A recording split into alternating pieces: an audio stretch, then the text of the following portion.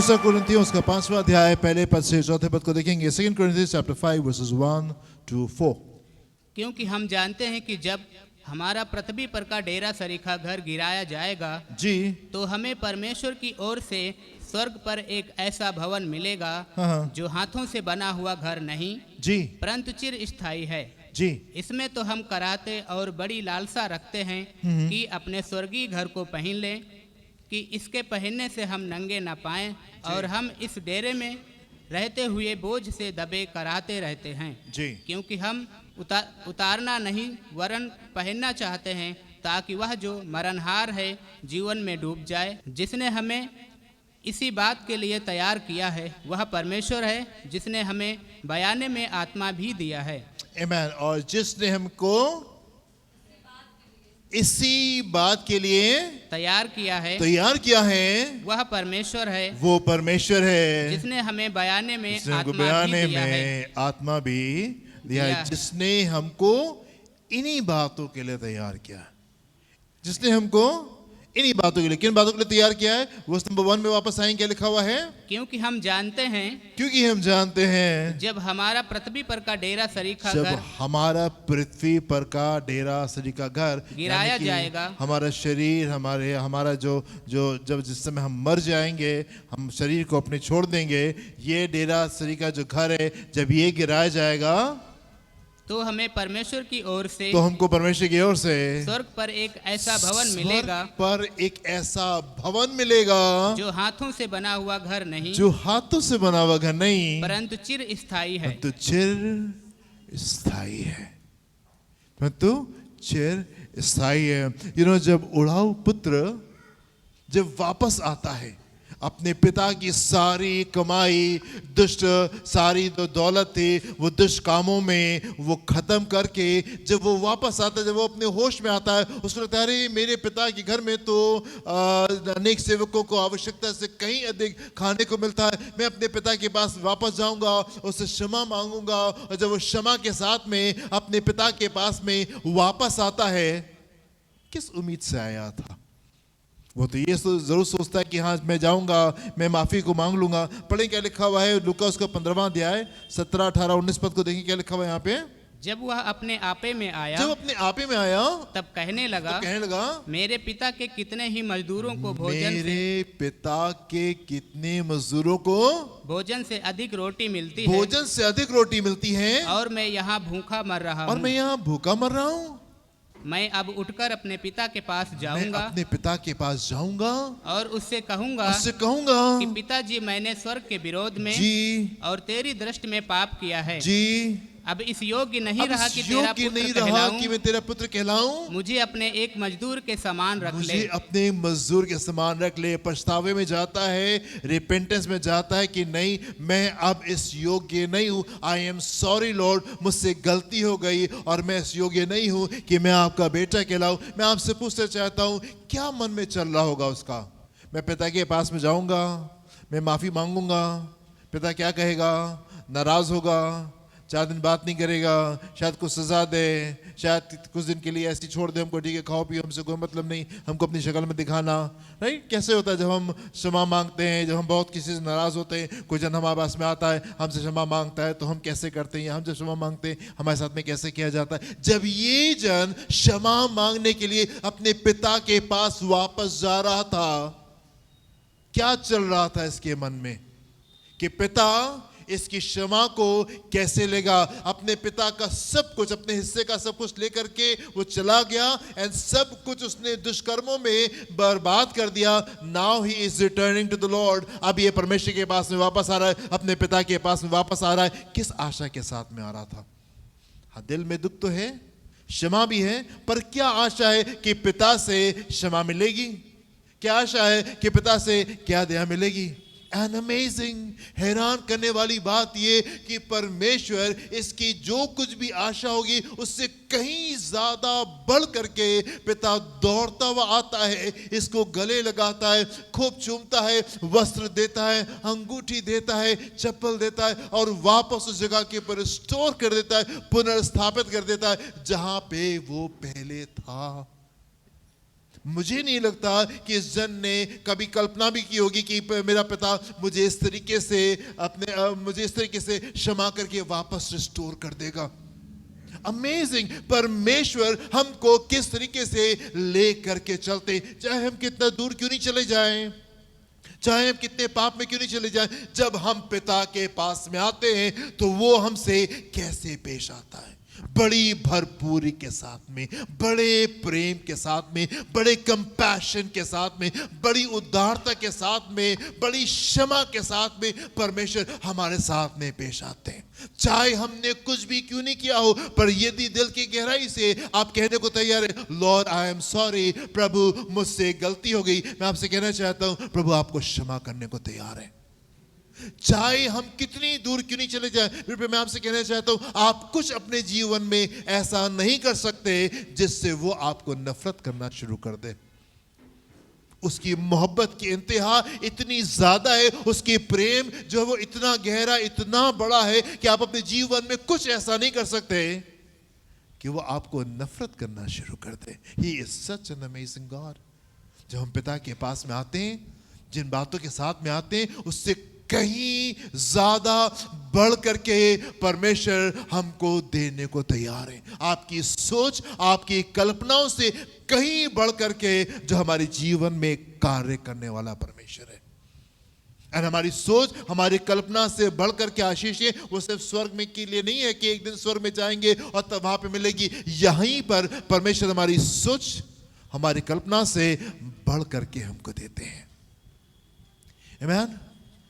कई बार जब मैं कुछ लोगों से मेरी मुलाकात हुई और कई लोगों के शब्द जो थे और वो ये थे कि परमेश्वर ने मुझे कहां से कहां पहुंचा दिया। हम कहां थे, हम कहां थे, एंड परमेश्वर ने हमको कहां से कहां पहुंचा दिया। ये बातें तो हमने सोची नहीं थी, ये बातें तो हमने कभी कल्पना में नहीं आई थी, ये बातें हमारे मन में कभी नहीं आई थी कि हम यहां तक के पहुंच सकते हैं। प्रभु ने हमको कहां पहुंचा दिया। हालेलुया। क्या एक्सपेक्टेशन है कि सुमित के साथ में आप परमेश्वर के पास में आते हैं। फिर से देखेंगे पहले पद को, पहले पद से 5वें पद तक जाएंगे। क्या लिखा हुआ है यहाँ पे? क्योंकि हम जानते हैं कि जब हमारा पृथ्वी पर का डेरा सरीखा घर गिराया जाएगा, क्योंकि हम जानते हैं आप परमेश्वर के साथ चलेंगे, आप उसको जान जाएंगे कि वो कैसा है।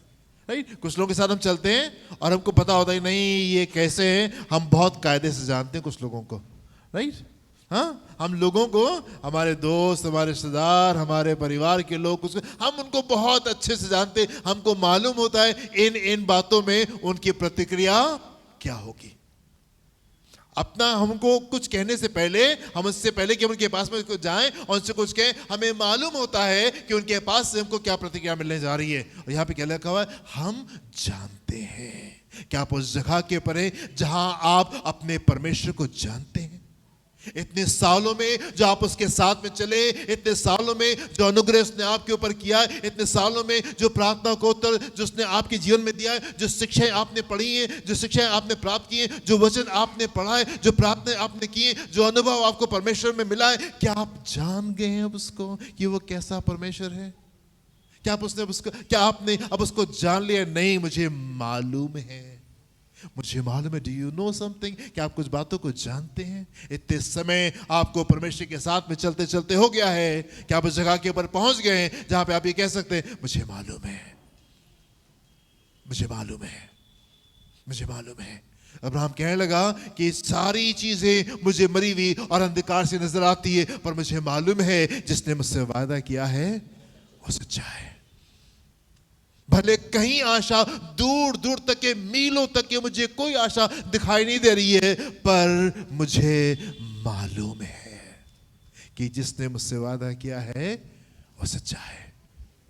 हालेलुया। यस, क्या लिखा हुआ है? हम ये क्योंकि हम जानते हैं, क्योंकि हम जानते हैं कि जब हमारा पृथ्वी पर का डेरा सरीखा घर, हमारा पृथ्वी पर का डेरा सरीखा घर गिराया जाएगा, एक दिन हमारी आंखें बंद हो जाएंगी। चाहे कितने मजबूत क्यों नहीं हो, चाहे कितने स्ट्रांग क्यों नहीं हो, राइट, चाहे प्रभु आपको कितना लंबा जीवन क्यों नहीं दें, आप 100 चले जाए, 120 चले जाए, 130 चले जाए, चाहे कितने दूर क्यों नहीं चले जाए, पर there will be a day, एक दिन होगा जिस दिन ये डेरा सरी का घर जो है, ये तंबू जैसा घर जो है, ये गिरा दिया जाएगा। और क्या लिखा हुआ है, तो हमें परमेश्वर की ओर से, परमेश्वर की ओर से स्वर्ग पर एक ऐसा भवन मिलेगा, स्वर्ग में एक ऐसा भवन मिलेगा जो हाथों से बना हुआ घर नहीं, हाथों से बना हुआ नहीं, परंतु चिरस्थायी है।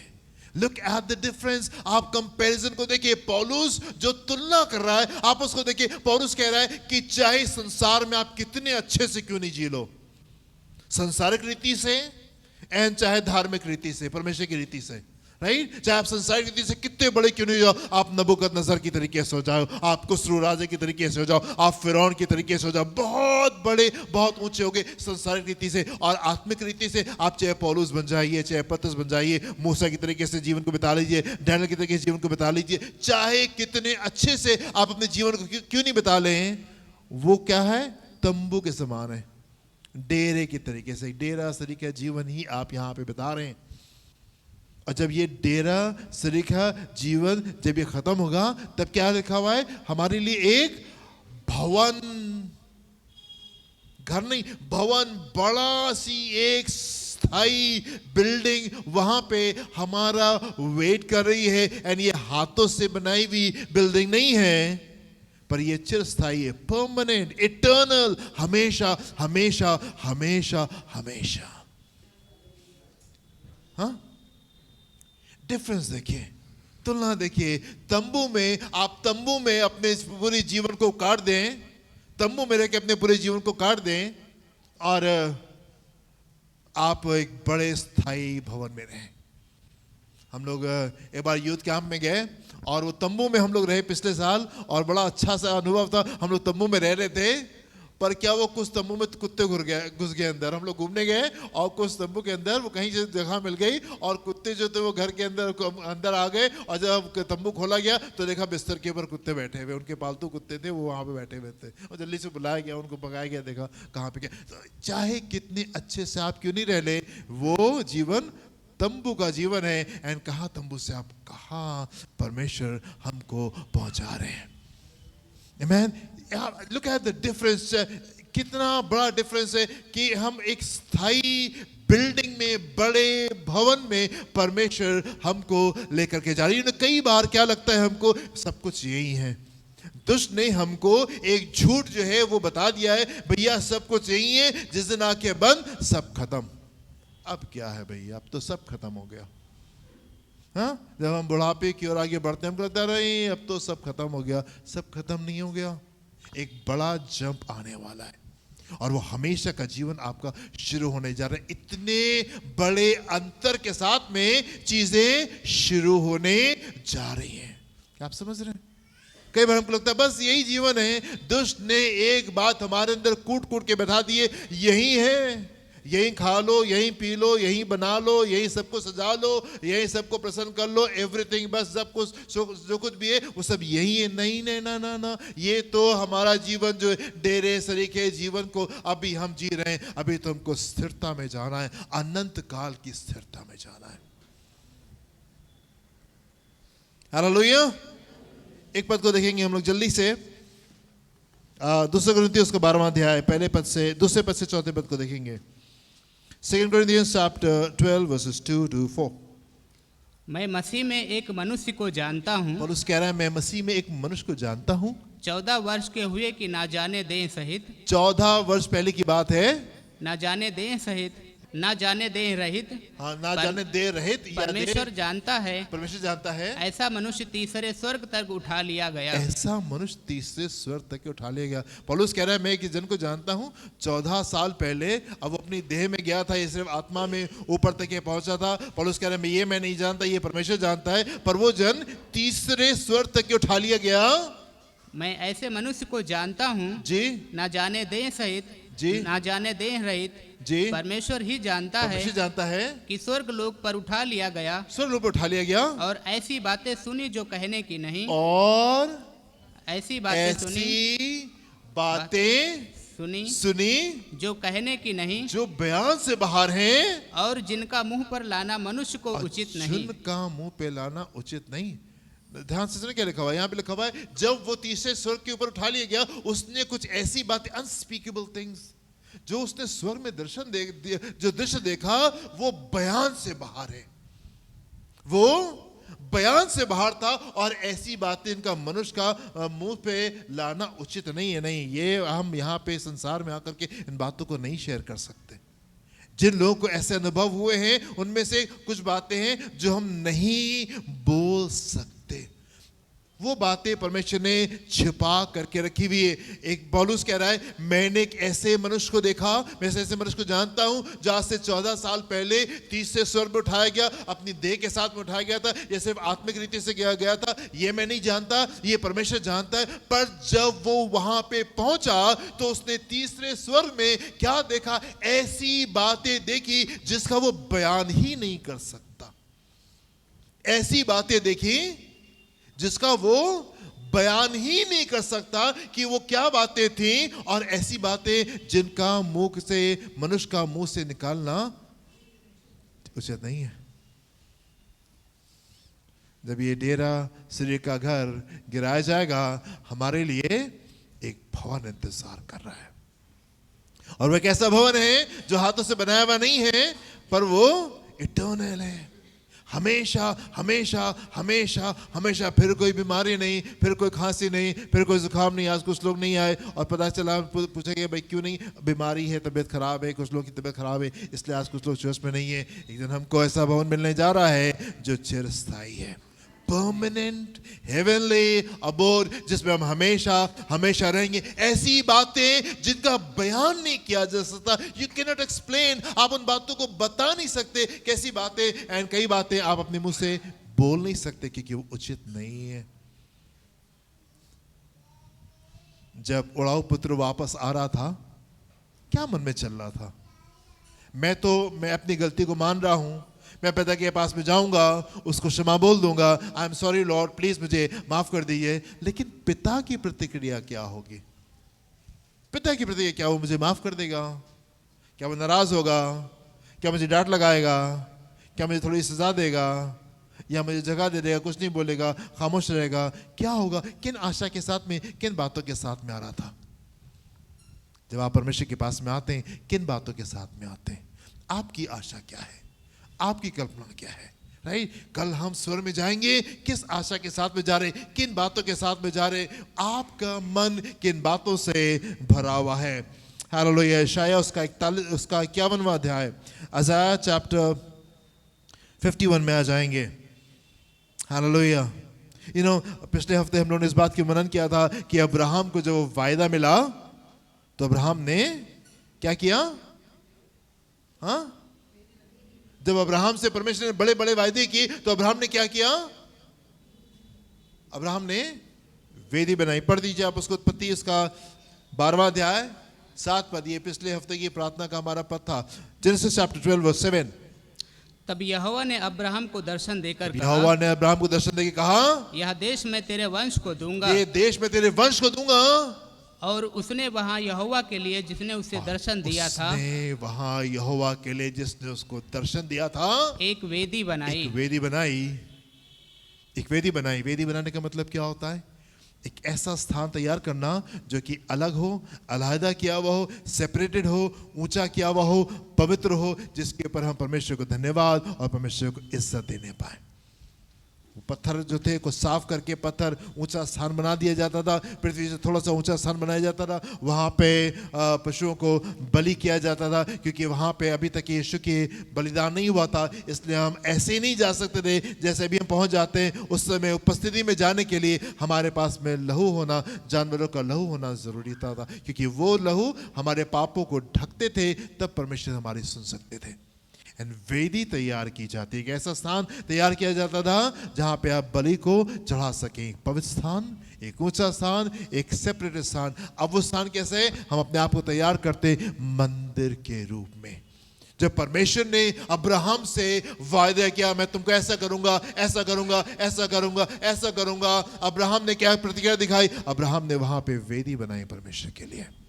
जब आप इन परमेश्वर के बड़े और खूबसूरत वायदों को अपने जीवन में सुनते हैं, आपकी प्रतिक्रिया क्या होनी चाहिए? आप इसको मंदिर के रूप में तैयार करें, एक पवित्र स्थान के रूप में आप तैयार करें, जहां पे परमेश्वर वास करने पाए, जहां पे परमेश्वर वास करने पाए। और अब मजे की बात क्या है, अब्राहम को किसी ने नहीं बताया, उसके पास में कोई वचन नहीं था, उसके पास में कोई शिक्षा नहीं थी, उसको सारी बातें बताने वाला कोई नहीं था। तुमको ऐसा करना है, तुमको ऐसा करना है, तुमको ऐसा करना है, ये प्रोटोकॉल है, ये तरीका है, ऐसे करते हैं, ऐसा करते हैं, ऐसा करते हैं। नहीं, अब्राहम के जीवन में कुछ उसको नहीं मालूम था कि क्या करना है। अब्राहम को बस इतना पता था, और अब्राहम के अंदर सिर्फ इतनी बात थी, और वो ये कि वो परमेश्वर से प्रेम करता था और परमेश्वर को इज्जत देना चाहता था।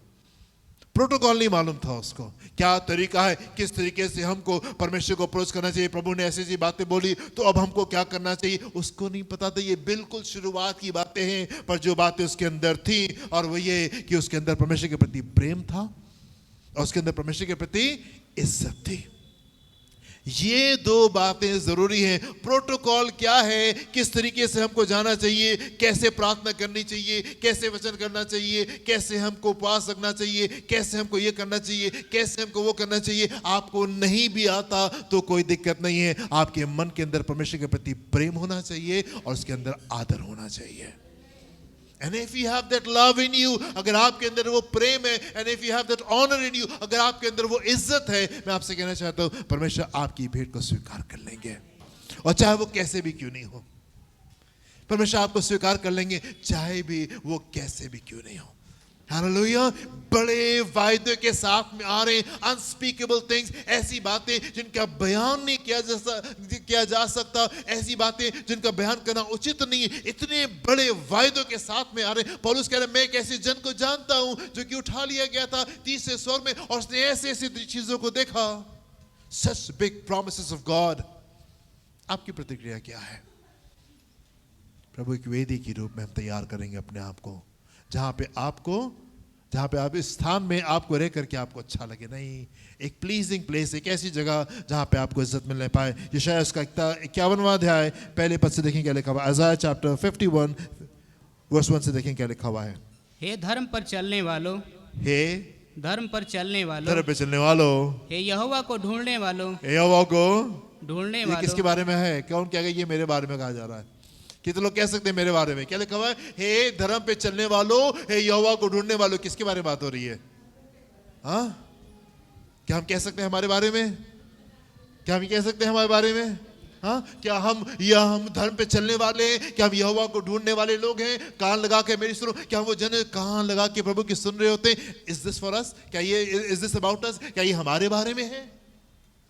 हाँ, परमेश्वर क्या कह रहे हैं? अपने लोगों से कह रहे हैं, हे धर्म पे चलने वालों, हे यहोवा को ढूंढने वालों, कान लगा के मेरी सुनो। जिस चट्टान में से तुम खोदे गए जी, और जिस खदान में से तुम निकाले गए, उस पर ध्यान करो। उस पर ध्यान दो, किसने तुमको बनाया है और कौन तुमको लेकर के चला। किस खदान से तुम खोदे गए हो, कहां से तुम आ रहे हो, देखो किसने तुमको पहला जन्म दिया और किसने तुमको दूसरा जन्म दे करके अपना बेटा और अपना बेटी बना लिया है।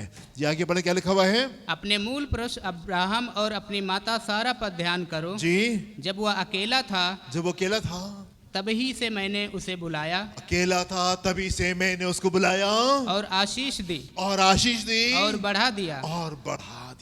वो अकेला था और मैंने उसको बुलाया और मैंने उसको बढ़ाया और मैंने उसको आशीष दी। हालेलुया। मेरे प्रियो, हमारे बारे में गवाही क्या है? हमारी कहानी क्या है? हमारी कहानी ये, परमेश्वर ने हमको बुलाया, उसने हमको आशीष दी और उसने हमको बढ़ा दिया है। आमीन। आपकी कहानी, कोई आपसे पूछे आपकी कहानी क्या है? हमारी कहानी यह है कि उसने हमसे प्रेम किया। हमने नहीं, उसने हमसे प्रेम किया और उसने अपनी निकटता में आने का हमको मौका दिया। एंड ही ब्लेस्ड अस, उसने हमको आशीष दी और उसने हमको चौड़ा कर दिया। आमीन। क्योंकि गवाही दे रहे थे अभी कि उनसे कहा गया कि अगर तुम यीशु पर विश्वास करोगे, तुम्हारे घर को छोड़ के चले जाओ। प्रभु ने उनको ब्लेस कर दिया, घर भी दे दिया, गाड़ी भी दे दी, अच्छी नौकरी भी दे दी, अच्छा परिवार है। And he is a happy man today. आज खुश है। आमीन। क्यों? हालेलुया। कहानी क्या है? उसने हमको बुलाया, उसने हमको आशीष दी और उसने हमको चौड़ा कर दिया। आगे पढ़े क्या लिखा हुआ है? यहोवा ने सियोन को शांति दी है। यहोवा ने सियोन को शांति दी है। People of God, people of peace, शांति के लोग जी, उसने उसके सब खंडरों को शांति दी है। उसके सब खंडरों को शांति दी है। वह उसके जंगल को अदन के समान, उसके जंगल को, परमेश्वर कह रहा है मैं तुम्हारे जंगल को अदन की वाटिका के समान, और उसके निर्जल देश को यहोवा की वाटिका के समान, यहोवा की वाटिका के समान बनाएगा। उसमें हर्ष और आनंद और धन्यवाद और भजन गाने का शब्द सुनाई पड़ेगा। Hallelujah, hallelujah, what beautiful promise of God. कितना खूबसूरत ये वायदा है जो परमेश्वर हमसे कह रहे हैं। परमेश्वर कह रहे हैं यहोवा ने सिय्योन को शांति दी है और उसके सब खंडरों को शांति दी। वो जो चीजें उजड़ गई थी, वो बातें जो हमारे जीवन में बर्बाद हो गई थी, वो जीवन जो खंडर समान हो गई थी, हमें लगता था अब ये बातें, ये रिश्ते, ये चीजें खूबसूरत नहीं हो पाएंगी। परमेश्वर ने चीजों को रिस्टोर करके उनको बना दिया और कह रहे उनके जंगलों को अदन की वाटिका के समान, के जंगलों को अदन की वाटिका के समान परमेश्वर बनाने का वादा कर रहा है। और उसके निर्जल देश को यहोवा की वाटिका के समान परमेश्वर कह रहा है कि उसको बना देगा। और उसमें क्या होगा? हर्ष। उसमें क्या होगा? उसमें क्या होगा? हाँ, church of God rise up, आप जागे। क्या होगा उसमें? उसमें हर्ष होगा, उसमें आनंद होगा, उसमें धन्यवाद होगा और भजन गाने का शब्द सुनाई देगा। परमेश्वर के लोगों में कैसी सुनाई देती है जब आप परमेश्वर के लोगों के जीवन को झांक के देखते हैं। What do you find there? आप वहां पे क्या पाते? आप वहां पे हर्ष पाते, आप वहां पे आनंद पाते, आप वहां पे धन्यवाद पाते और आप वहां पे परमेश्वर के लिए भजन पाते हैं। आमेन, हालेलुया। वो जाति जिसको परमेश्वर ने ब्लेस किया है, वो जनरेशन जिसको परमेश्वर ने ब्लेस किया है, वो लोग जिनको परमेश्वर ने आशीष दी है, वो कैसे होते हैं? हर्ष से, हैप्पी पीपल, खुश, आनंद से भरे हुए लोग, हर्ष से भरे हुए लोग, आनंद से भरे हुए लोग, धन्यवाद से भरे हुए लोग और भजन से भरे हुए लोग। Hallelujah, hallelujah. God's people are happy people. परमेश्वर के लोग खुश लोग होते हैं। परमेश्वर के लोग कैसे होते हैं? खुश लोग होते हैं। कितना खूबसूरत, कितना बड़ा वायदा है। वो कह रहा है कि जब ये डेरासरी का भवन तुम्हारा गिरा जाएगा, जब ये डेरासरी की चीजें खत्म होगी, तब परमेश्वर ने एक स्थायी बड़े भवन को वहां पे रखा है जिसमें हम हमेशा हमेशा हमेशा वास करने जा रहे हैं। एंड सिय्योन को शांति दी जाएगी। People of God will be people who live in peace. परमेश्वर के लोग वो लोग होंगे जो कि शांति के साथ अपने जीवन को व्यतीत करेंगे। ना सिर्फ वहां पर यहां पे सिय्योन को शांति, सिय्योन को शांति, सिय्योन को शांति दी जाएगी। सिय्योन को शांति, यस, परमेश्वर ये मेरा हिस्सा है। आज की सुबह क्लेम कर लीजिए, कहिए प्रभु ये मेरा हिस्सा है, ये शांति मेरा हिस्सा है। सिय्योन को शांति दी जाएगी। प्रभु आप हमारे खंडरों को शांत करेंगे। प्रभु जंगल जो है अदन की वाटिका के समान हो जाएंगे, निर्जल देश यहोवा की वाटिका के समान हो जाएगा। And Lord this is your promise, ये आपका वायदा है और मैं और हम इन वादों को अपने जीवन में देखना चाहते हैं। We want to be happy people Lord. प्रभु हम खुश लोग होना चाहते हैं, हम आनंद से भरे हुए लोग होना चाहते हैं, हम धन्यवाद से भरे हुए लोग होना चाहते हैं, हम भजन से भरे हुए लोग होना चाहते हैं। Hallelujah, hallelujah. आगे बढ़े क्या लिखा हुआ है? हे मेरी प्रजा के लोगों, हे मेरी प्रजा के लोगों, मेरी ओर ध्यान धरो, मेरे ध्यान धरो। हे मेरे लोगों, कान लगाकर मेरी सुनो, कान लगा मेरी सुनो, क्योंकि मेरी ओर से व्यवस्था दी जाएगी जी, और मैं अपना नियम देश देश के लोगों की ज्योति होने के लिए स्थिर करूंगा जी। मेरा छुटकारा निकट है, मेरा छुटकारा निकट है, मेरा उद्धार प्रकट हुआ है, मेरा उद्धार प्रकट हुआ है। मैं अपने भुजबल से देश देश के लोगों का न्याय करूंगा जी। द्वीप मेरी बाट जोहेंगे जी और मेरे भुजबल पर आशा रखेंगे जी। आकाश की ओर अपनी आंखें उठाओ, आकाश की ओर अपनी आंखें उठाओ और पृथ्वी को निहारो, पृथ्वी को निहारो, क्योंकि आकाश धुएं के समान लोप हो जाएगा जी। पृथ्वी कपड़े के समान पुरानी हो जाएगी जी, और उसके रहने वाले यूं ही जाते रहेंगे जी। परंतु जो उद्धार मैं करूंगा, जो उद्धार मैं करूंगा, वह सर्वदा ठहरेगा, सर्वदा ठहरेगा, सर्वदा ठहरेगा। ये पृथ्वी खत्म हो जाएगी, ये सूरज खत्म हो जाएगा, पर जो उद्धार मैं करूंगा वो स्थिर रहने जा रहा है। जो उद्धार मैं करूंगा वो स्थिर रहने जा रहा है। जी आगे पढ़िए 11 पद की जल्दी से। और मेरे धर्म का अंत ना होगा, और मेरे धर्म का अंत नहीं होगा। हे धर्म के जानने वालों, हे धर्म के जानने वालों, जिनके मन में मेरी व्यवस्था है, जिनके मन में मेरी व्यवस्था है, तुम कान लगाकर मेरी सुनो, कान लगा के मेरी सुनो। मनुष्यों की नामधराई से मत डरो, मनुष्यों की नामधराई से मत डरो, और उनके निंदा करने से विस्मित ना हो जी, क्योंकि घुन उन्हें कपड़े के समान, कि घुन उन्हें कपड़े के समान, और कीड़ा उन्हें ऊन के समान खाएगा। जी, परंतु मेरा धर्म अनंत काल तक और मेरा उद्धार पीढ़ी से पीढ़ी तक बना रहेगा। आमेन, आमेन, आमेन। आगे बढ़े क्या लिखा हुआ है? हे यहोवा की भुजा, जी, जाग जाग और बल धारण कर, बल धारण कर, जैसे प्राचीन काल में मैं बीती हुई पीढ़ियों में, जी, वैसे ही अब भी जाग। जी, क्या तू वही नहीं जी, जिसने रहब को टुकड़े टुकड़े किया था, जी, जिसने अजगर को छेदा? जी, क्या तू वही नहीं जिसने समुद्र को अर्थात गहरे सागर के जल को सुखा डाला, जी, और उसकी गहराई में अपने छुड़ाए हुओं के लिए पार जाने का मार्ग निकाला था? जी, यहोवा के छुड़ाए हुए लोग, यहोवा के छुड़ाए हुए लोग लौट कर जय जयकार करते हुए सिय्योन में आएंगे। यहोवा के छुड़ाए हुए लोग, यहोवा के छुड़ाए हुए लोग लौट कर जय जयकार करते हुए सिय्योन में आएंगे, सिय्योन में आएंगे, और उनके सिरों पर अनंत आनंद गूंजता रहेगा। उनके सिरों पर अनंत आनंद गूंजता रहेगा, आनंद गूंजता रहेगा। वे हर्ष और आनंद प्राप्त करेंगे, और आनंद प्राप्त करेंगे, और शोक और सिसकियों का अंत हो जाएगा। शोक और सिसकियों का अंत हो जाएगा। Hallelujah, hallelujah. पिछले संडे हम लोगों ने सीखा था परमेश्वर के लोग शांत लोग होते हैं, चाहे कैसे क्यों नहीं हो रहा हो वो शांत लोग होते हैं। इस संडे हम सीख रहे हैं God's people are happy people, परमेश्वर के लोग खुश लोग होते हैं। आमेन। हर्ष, आनंद, धन्यवाद और भजन उनके बीच में पाए जाते हैं। हालेलुया। उनके बीच में हर्ष होता है, उनके बीच में आनंद होता है, उनके बीच में धन्यवाद होता है, और उनके अंदर से गीत निकल रहा होता है परमेश्वर को धन्यवाद का। हालेलुया।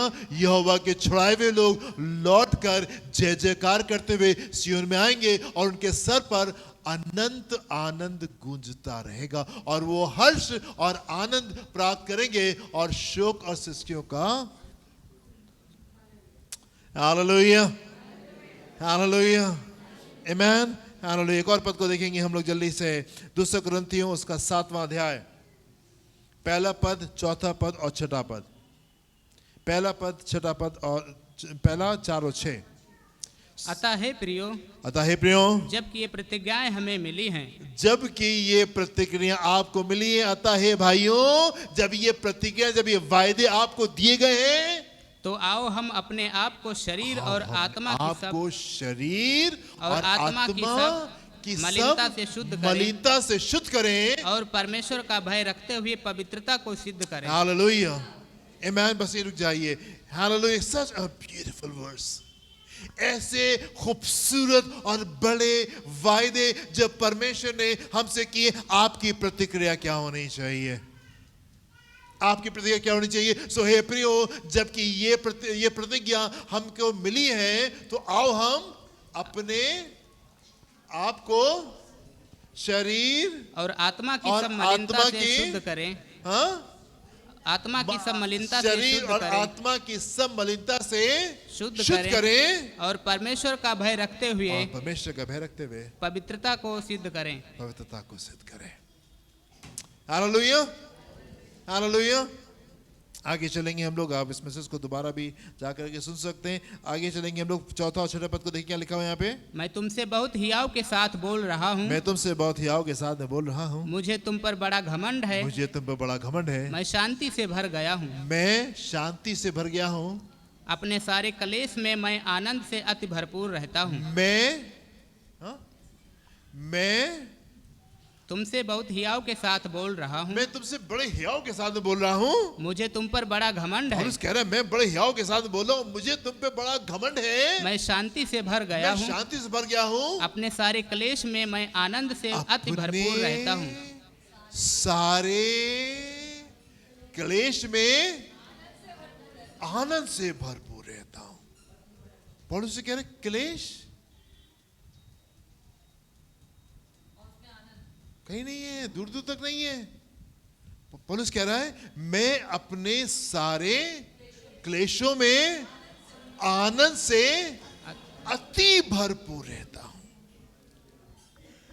परमेश्वर के लोग वो लोग नहीं होते जब सब कुछ अच्छा है तो भाई हम भी अच्छे, हालेलुया जय प्रभु, सब कुछ बढ़िया हालेलुया जय प्रभु, सब कुछ गड़बड़ है तो भी हालेलुया जय प्रभु। राइट?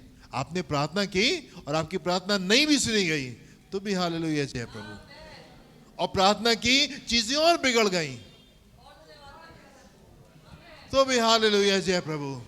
दाऊद ने अपने बेटे के लिए प्रार्थना की और प्रार्थना की, उपवास प्रार्थना की, और फिर भी बेटा मर गया। और फिर उठा, नहाया धोला, तेल लगाया, कल आओ भाई खाना लाओ, खाना खाएंगे। अरे तुम्हारा बेटा मरा है। कोई बात नहीं, जब मैं प्रार्थना कर सकता था मैं प्रार्थना की, अब परमेश्वर ने अपनी इच्छा को पूरा किया। अब कोई बात नहीं, वो परमेश्वर के पास में, वो मेरे पास में नहीं आएगा, पर मैं उसके पास में वापस जा सकता हूं। उसने दिया और उसने लिया और उसका नाम धन्य हो। उसने दिया, उसने लिया और उसका नाम धन्य हो। पौलुस कह रहा है मैं अपने क्लेशों, अपने सारे क्लेशों में आनंद से अति भरपूर रहता हूं। राइट?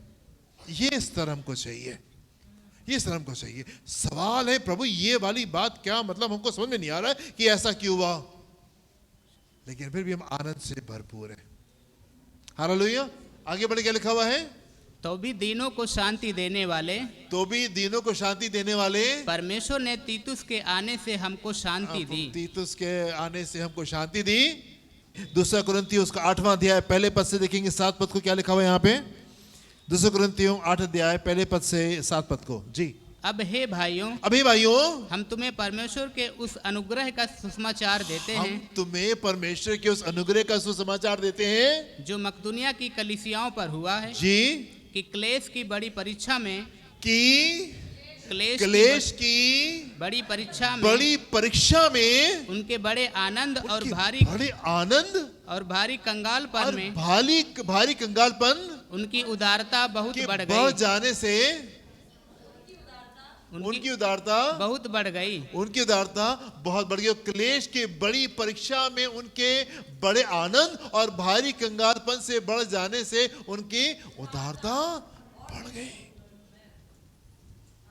वचन भवन में क्या लिखा हुआ, फिर से बड़े वचन भवन में, अब हे भाइयों, हम तुम्हें परमेश्वर के उस अनुग्रह का समाचार देते हैं जो मकदुनिया की कलीसियाओं पर हुआ। ये बड़ा अनुग्रह परमेश्वर का हुआ है, बड़ा अनुग्रह परमेश्वर का हुआ है। वर्स नंबर 2, क्या अनुग्रह हुआ है? अपने भारी क्लेशों में वो आनंद से भरे रहते हैं और अपने भारी कंगालपन में उनकी उदारता बहुत है। उनकी उदारता जो है वो बड़ी भी, अपने भारी कंगालपन। I mean look at this words, आप इन शब्दों को देखिए क्या लिखा हुआ है, अपने क्लेशों में आनंदित। हम वो लोग नहीं है जो मौसम अच्छा है तो हम अच्छे हैं, मौसम गड़बड़ हो गया तो हम थोड़ा सा रो लेते हैं, थोड़ा सा निराश हो जाते हैं, थोड़ा सा घर में झगड़े कर लेते हैं, थोड़ा सा कुछ और चीजें कर लेते हैं। ना, हैप्पी इन द लॉर्ड, परमेश्वर में खुश है, परमेश्वर आनंदित है, परमेश्वर। मगर आगे क्या लिखा हुआ है, उनके विषय में मेरी यह गवाही है, उनके विषय में मेरी गवाही है कि उन्होंने अपनी सामर्थ भर वरन सामर्थ से भी बाहर मन से दिया, अपनी सामर्थ से बाहर आकर के मुझे दिया, और इस दान में और पवित्र लोगों की सेवा में भागी होने के अनुग्रह के विषय में हमसे बार बार बहुत विनती की, हमसे बार बार विनती की। और जैसी हमने आशा की थी जी वैसी ही नहीं, वरन उन्होंने प्रभु को फिर परमेश्वर की इच्छा से हमको भी अपने आप को दिया जी। इसलिए हमने तीतुस को समझाया कि जैसा उसने पहले आरंभ किया था वैसा ही तुम्हारे बीच में इस दान के काम को पूरा भी कर ले जी। इसलिए जैसे तुम पर बात में अर्थात विश्वास, वचन, ज्ञान और सब प्रकार के यत्न में और उस प्रेम में जो हमसे रखते हो जी, बढ़ते जाते हो सो जैसे हर बात में, जैसे आप लोग हर बात में अर्थात विश्वास में, वचन में, ज्ञान में और सब प्रकार के यत्न में और उस प्रेम में जो हमसे रखते हो बढ़ते जाते हो, वैसे इस दान के काम में भी बढ़ते जाओ, के काम में भी बढ़ते जाओ। Hallelujah, hallelujah. आप समझ रहे हैं बातों को? परमेश्वर के लोग कैसे होते हैं? भारी विपत्ति में भी बड़े आनंद से हैं, बड़े आनंद से, राइट। और अपने भारी कंगालपन में भी और बढ़ करके उन्होंने चीजों के लिए, परमेश्वर के भवन के लिए, परमेश्वर की कलीसिया के लिए उन्होंने देना शुरू किया। पौलुस कह रहा है कि मैं अपने बड़े क्लेशों में बड़े आनंद से रहता हूं। Hallelujah, hallelujah. कितने लोग पिछले हफ्ते, पिछले दिनों में एक दुख से होकर के गुजरे, एक बड़ा दुख सा महसूस हो रहा था। कितने लोगों को एक बड़ा दबाव सा महसूस हुआ, बहुत दुख महसूस हो रहा था। सच बोल सकते हैं आप, कोई दिक्कत नहीं है। यस, बहुत दबाव महसूस हुआ, बहुत दुख सी फीलिंग आ रही थी। ऐसा लग रहा था कि हम बस रोएं, हम रोने में हम थोड़ी देर जा करके रो ले जा करके। यस, महसूस हुआ। एक ऐसा दौर था, ये एक आत्मिक चीजें चल रही थी जो कि आपको दबाव में उसमें लेकर के जा रही थी। एंड इस दबाव में हमको सीखना है कि हमको आनंद से भरे रहना है। इस बड़ा प्रेशर, बड़ा दबाव, मन कर रहा था बस कमरा बंद कर ले और हम रोए, खूब देर बैठ करके रो लें ताकि अपना मन हल्का हो जाए। ये वाली फीलिंग जो थी, ये पिछले हफ्ते, पिछले दिनों, ये बीच में ये मूव करी थी आत्मा। इस प्रकार की आत्मा जो थी वो मूव कर रही थी कि आपको दुख में लेके जाए, आंसुओं में लेकर के जाए। हो सकता है आपके पास में उस दुख की वजह भी हो सकता है आपके पास में उस दुख की वजह भी हो। और मैं आपसे कहना चाहता हूं, अपने दुखों में पौलुस की तरीके से कहिए। पौलुस कहता है मेरे आनंद का कोई सीमा नहीं है ना। वो इसमें हिंदी में ऐसा लिखा हुआ है कि मैं अपने क्लेशों में अति आनंदित था। इंग्लिश में ऐसा लिखा हुआ है my joy knew no bounds. उसकी कोई सीमा नहीं थी, इतना मैं आनंद से अपने क्लेशों में इतने आनंद से भरा था, उसकी कोई सीमा नहीं थी। Thank you Jesus. लास्ट पद को देखेंगे और हम जल्दी से खत्म करेंगे। यशाया 48वां अध्याय 17, 18, 19। Isaiah 48, 17, 18 and 19। यहोवा जो तेरा छुड़ाने वाला, यहोवा जो तेरा छुड़ाने वाला और इजराइल का पवित्र है, इजराइल का पवित्र है, वह यूं कहता है मैं ही तेरा परमेश्वर यहोवा हूँ, मैं ही तेरा परमेश्वर यहोवा हूँ, जो तुझे तेरे लाभ के लिए शिक्षा देता हूँ, तुझे तेरे लाभ के लिए शिक्षा देता हूँ, और जिस मार्ग से तुझे जाना है, जिस मार्ग से तुझे जाना है, उसी मार्ग पर तुझे ले चलता हूँ, मार्ग पे तुझे ले चलता हूँ। भला होता कि तूने मेरी आज्ञाओं को ध्यान से सुना होता, तब तेरी शांति नदी के समान, और तेरा धर्म समुद्र की लहरों के समान होता, तेरा वंश बालू के किनकों के तुल्य होता जी, और तेरी निज संतान उसके कड़ों के समान होती जी। उनका नाम मेरे सम्मुख से न कभी काटा और न मिटाया जाता। Hallelujah, hallelujah, hallelujah. अपने क्लेशों में अति आनंदित, तुम्हारी शांति, अगर तुम मेरी आज्ञाओं को मानते तो तुम्हारी शांति नदी के समान होती, अबंडेंट, फ्री फ्लोइंग, बहुत दूर तक के जाने वाली तुम्हारी शांति होती। And joy like a fountain, आनंद जो होता एक फवारे के समान, एक सोते के समान तुम्हारे हृदय में रहता, उमड़ता रहता। आमीन। शांति नदी के समान, एंड आनंद एक सोते के समान जो हमेशा उमड़ता रहता है, उमड़ता रहता है और उमड़ता रहता है। हम वो लोग नहीं है जो कि सब कुछ अच्छा है तो हम आनंदित हैं, दिक्कत हो गया, अरे मन नहीं कर रहा है, बहुत दुखी है, बहुत प्रार्थना की, ये चीज ऐसी वो चीज वैसी, ना। अपने क्लेशों में अति आनंदित। हालेलुया। स्थान पर खड़े होंगे, हम प्रार्थना करेंगे।